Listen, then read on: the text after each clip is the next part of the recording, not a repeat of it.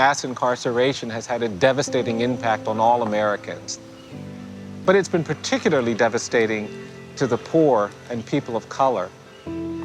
Black men are 6 times more likely to go to prison for committing the same offenses that white people commit.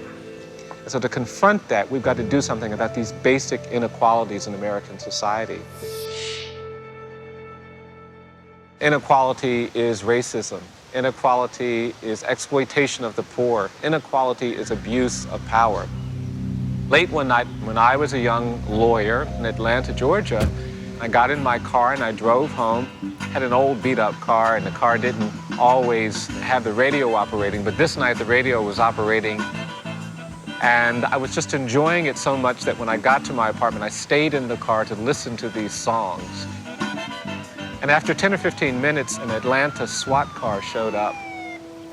I got out to see what he wanted, and in that instant, this officer drew his weapon, and he said, "Move, and I'll blow your head off."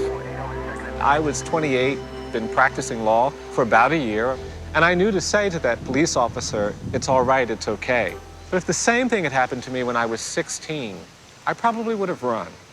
And it burdens me that we have kids in this country that have to know how to navigate those situations, who have to deal with the presumption of dangerousness and guilt in ways where their lives are at risk.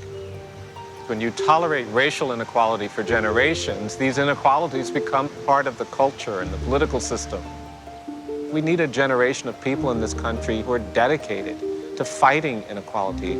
Justice doesn't come when you only choose to do what's comfortable and convenient. It sometimes requires you to do uncomfortable and inconvenient things.